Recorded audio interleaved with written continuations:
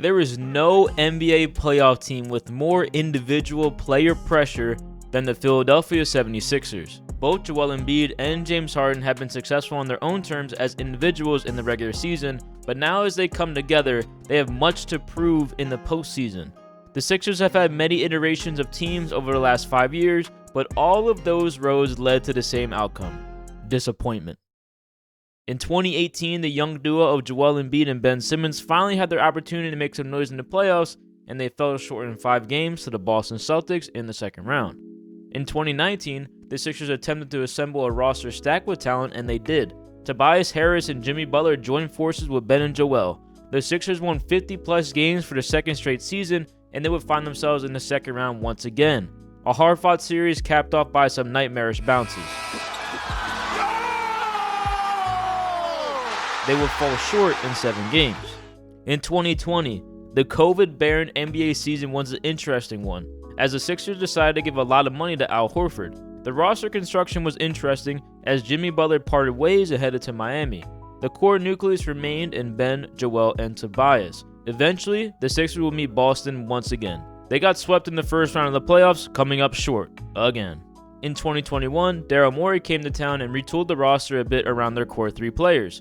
Seth Curry and Danny Green would join the team as they proved to be great complementary pieces over the course of the season. Doc Rivers, another guy who has been known for some shortcomings over the course of his career, will be hired and had a good first year with the team. They would once again advance to the second round, this year as the number 1 seed, another 50-win season.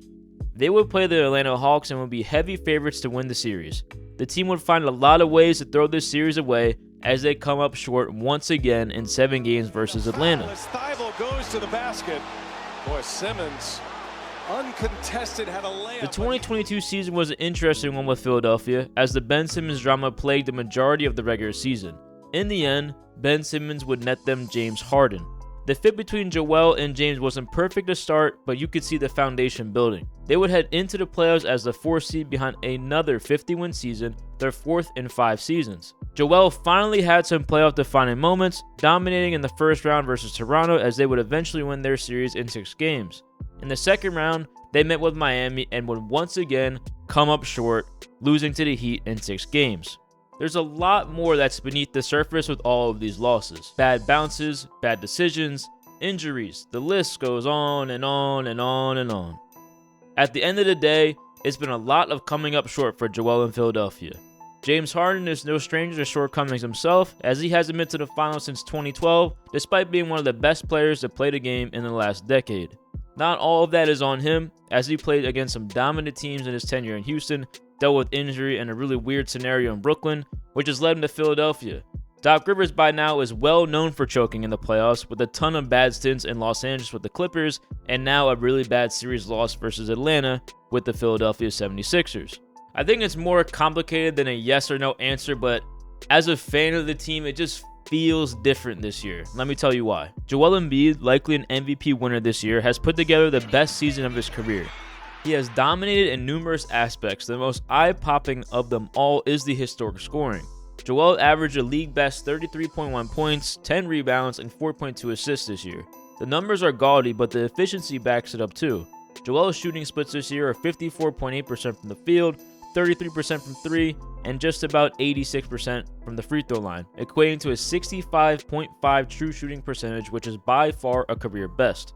One of his biggest weapons this year has been the mid-range jump shot, and he's been really good at it. This year, Joel shot 48.7% from the mid-range on 5.3 attempts per game, which is comparable to guys like Devin Booker and Kawhi Leonard. James Harden, who has been mostly healthy in comparison to last year, has really stepped forward in a major way for the Sixers this year.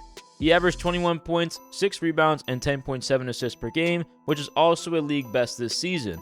He was very efficient this season, shooting 44% from the field, 38.5% from 3, and 87% from the free throw line, equating to a 60.7 true shooting percentage. Embiid led the league in scoring, Harden led the league in assists, making them the first duo to do so since George Gervin and Johnny Moore did it during the 1982 NBA season. Joel Embiid led the league this season in points scored as the pick-and-roll man. A major part of that is due to James Harden.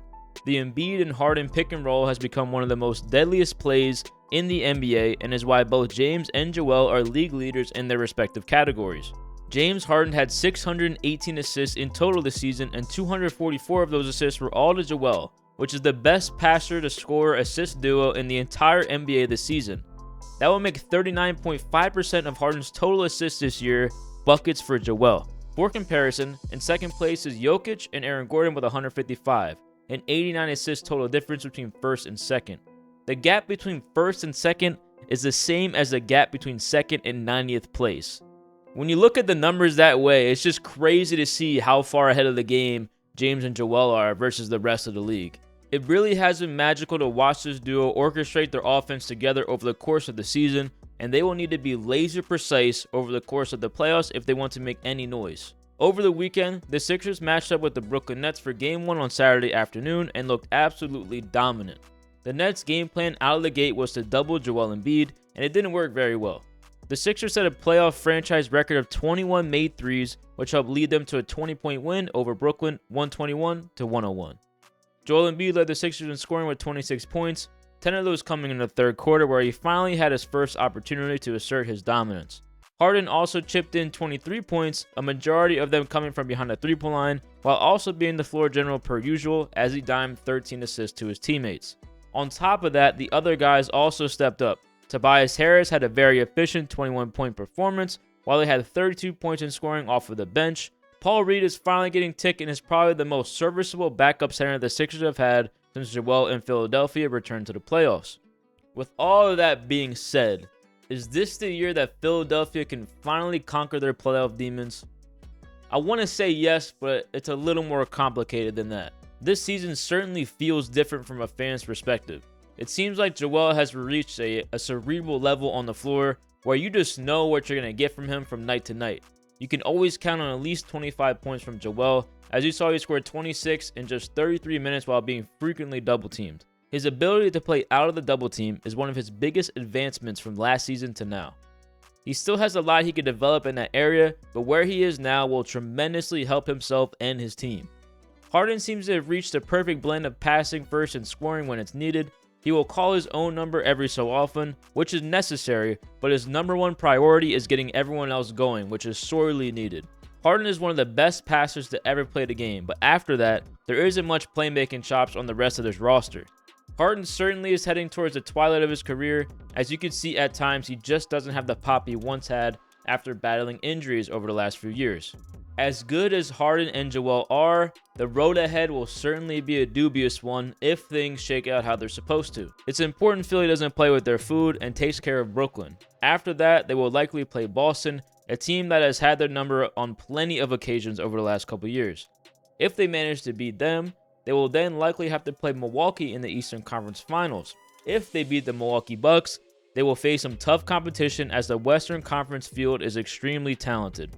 I find it hard to say that Philadelphia will be a favorite to win any series after the first round, but to be quite honest, that just shouldn't matter. If you want to be the champions, you have to go beat the teams that are better than you.